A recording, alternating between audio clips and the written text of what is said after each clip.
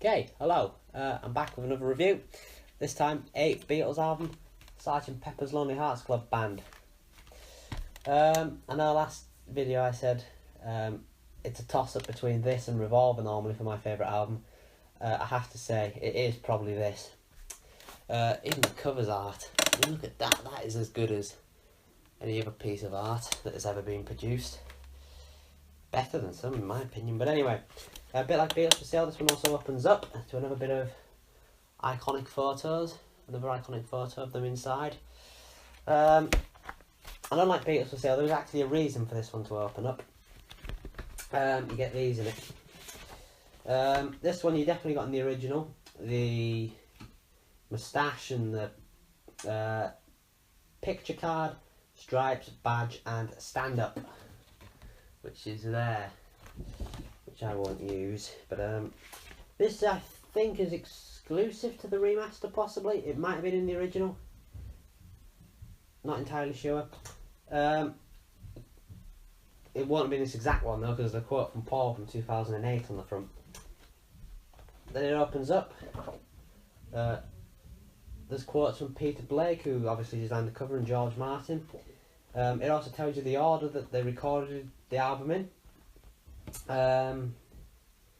Yeah.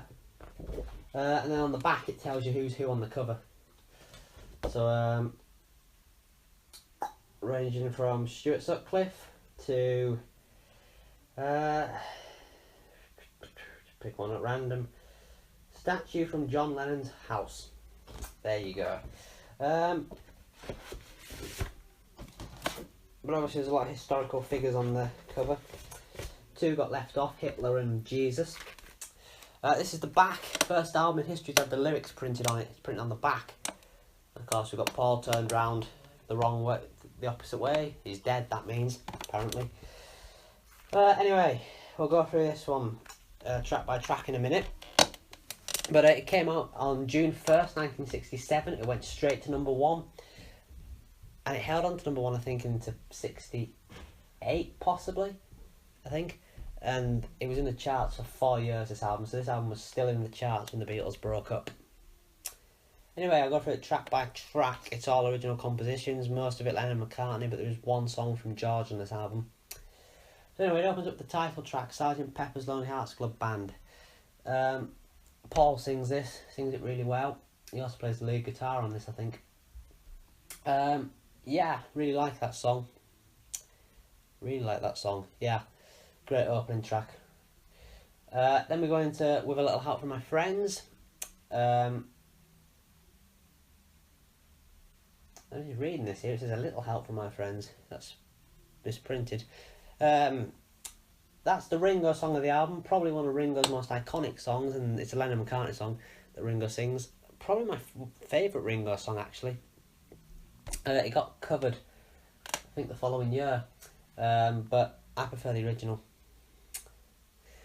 Then we have Lucy in the Sky with Diamonds, John's first song he sings on this album. This is a really trippy song, this one, that was banned by the BBC at the time, because apparently Lucy in the Sky with Diamonds stands for LSD. But it's actually written about a picture that John's son Julian drew of one of his classmates called Lucy, who was in the sky full of diamonds. Anyway, that's a really good song. I really like Lucy in the Sky with Diamonds. Then we have Getting Better. This one, Lennon McCartney song, which Paul sings. Yeah, I like this one as well. Really good song. I like the bit in the middle where it goes really slow and it's sort of like just vocals, I guess. After that we've got Fixing a Hole, Lennon McCartney song, which Paul sings. I like this one as well. I like the lyrics in this one.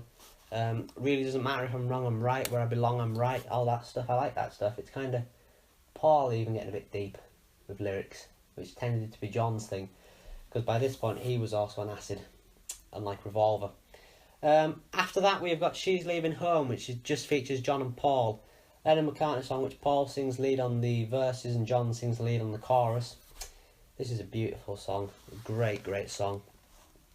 Written about a newspaper article that Paul's seen about some girl who had ran away from home, who I believe was a Beatles fan. So yeah, this song was kind of an attempt to get her to go home, I believe. But yeah, it's a really beautiful song, and yeah. Anyway, after that we have Being for the Benefit of Mr. Kite.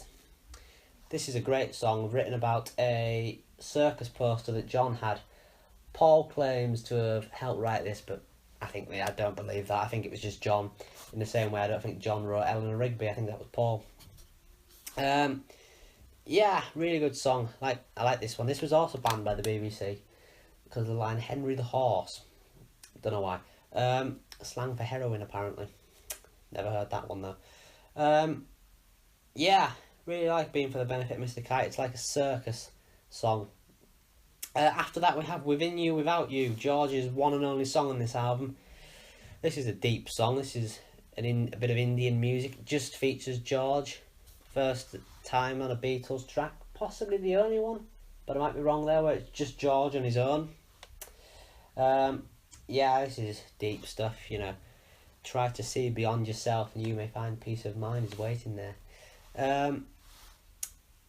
But yeah, I like Within You, Without You. It's a 5-minute song. There's a big instrumental in the middle, but really complex song. But after that complex song, we're going to the simplistic song of When I'm 64.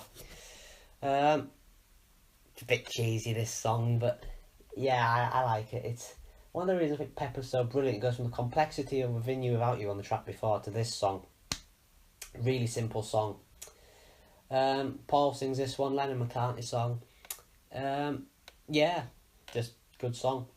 After that we have Lovely Rita, Lennon McCartney song, which Paul sings. This one, Paul wrote about a traffic warden who gave him a ticket outside Abbey Road Studios. I don't know if it was him who got the ticket, but someone was getting a ticket, and he thought that the girl looked like Rita, looked like a Rita. So yeah, after that we have Good Morning, a Lennon McCartney song which John sings. It's also my alarm clock in the morning, this song. I quite like this song. I hear it most days. But yeah, it's just a good song, really. Nothing special, nothing brilliant about it, but it's a good song. After that we have Sgt. Pepper's Lonely Hearts Club Band, The Reprise. This is just like the opposite to the opening track. It's sort of, you know, the good night, all that stuff. Like this one. And then after that we go into my favourite Beatles song, A Day in the Life, the closing track. What a great song this is. Masterpiece. My favourite song of all time. Lennon McCartney song. John and Paul both sing lead. Just brilliant, brilliant song. And it's a brilliant album, really, to be honest. It even says there, splendid time is guaranteed for all, which is taken from Being for the Benefit of Mr. Kite. It is true, this album will guarantee you a splendid time. I mean, when this album came out, it must have been mind-blowing. That, you know, now it's perhaps not as mind-blowing as it would have been at the time, but there was nothing like this, and, you know, this was psychedelia at its peak. And then, obviously, the Stones did Satanic Manchesters after this, which got a slating, but I actually quite like Satanic Manchesters. Wasn't as good as this, but yeah. So I'd give this album a 10 out of 10, without question. Even an 11. Go off the scale. Yeah, and I don't think they ever managed to top this album, to be honest. But yeah, anyway, up next we have an album which I think is perhaps on par with this one. Well, maybe just below. Their other 67 album. So yeah, I'll see you next time for Magical Mystery Tour.